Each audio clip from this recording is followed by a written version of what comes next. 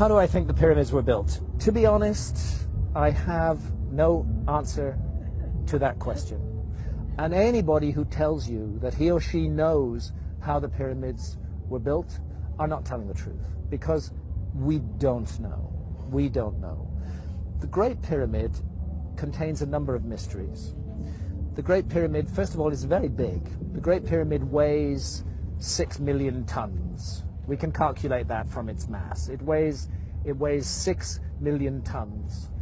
Its footprint is 13 acres. It's more than 750 feet along each side. It's 481 feet tall. More than 2.5 million individual blocks of stone were used in its construction. But it's not just big, it's really, really precise. The Great Pyramid is locked in to the cardinal dimensions of our planet. The Great Pyramid is targeted on true north within 3/60ths of a single degree. Now, no modern builder would create a large building and add onto his or her shoulders the additional burden of aligning it to true north within a fraction of a single degree. They just wouldn't get it. They wouldn't understand why it was important to do that. But something drove the builders of the Great Pyramid to go to a very great additional trouble, not only to create this massive, imposing monument, but also to lock it on to true north. And then other things, to incorporate into its dimensions the dimensions of our planet. I don't want to get too numerical or possibly even boring here, but if you take the height of the Great Pyramid and multiply it by 43,200, you get the polar radius of the Earth.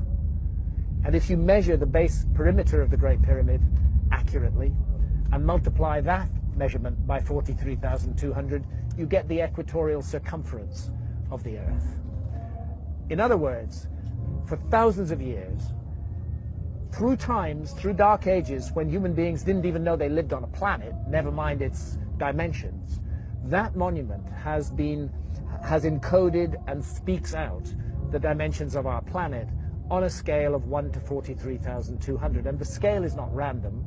The number 43,200 is derived from a key motion of the Earth, which is called the precession of the Earth's axis. The Earth wobbles on its axis very slowly at the rate of 1 degree every 72 years. And 43,200 is a multiple of 72. In fact, I think it's 600 times 72, but I need to double check that. But it's a multiple of 72. Check it out. So they've given us the dimensions of our planet on a scale defined by the planet itself. And that's an incredibly clever thing to do. How on earth did they do it? Where did that knowledge come from? This is why I'm forced to consider the possibility of a lost civilization in the human story. This is a work of almost, but not quite, space-age precision. It contains errors, but they are human errors for sure, but they're very tiny. The great precision, great skill, great craft. Some people will say to you, oh, the Great Pyramid was built by slaves. That is utter bullshit. No slaves were ever involved in the construction of the Great Pyramid. As far as I know, there were no slaves in Old Kingdom Egypt whatsoever. The Great Pyramid, I've climbed it 5 times. I've been in every known chamber in the Great Pyramid. It is a work of stunning artistic achievement. You're looking at the work of masters of architecture at the peak of their skill.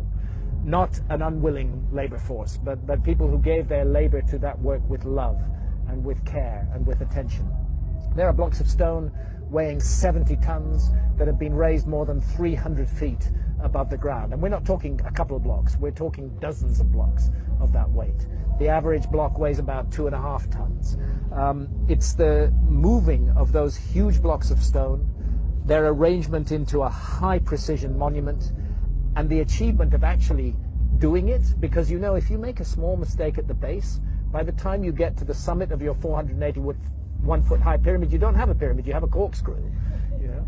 They got it all right, and nobody today can explain how they did it, with the knowledge that is supposed to have been available in ancient Egypt in the Old Kingdom, and with the tools that are supposed to have been available. And that's why I can't help feeling that we are missing some chapter from the human story.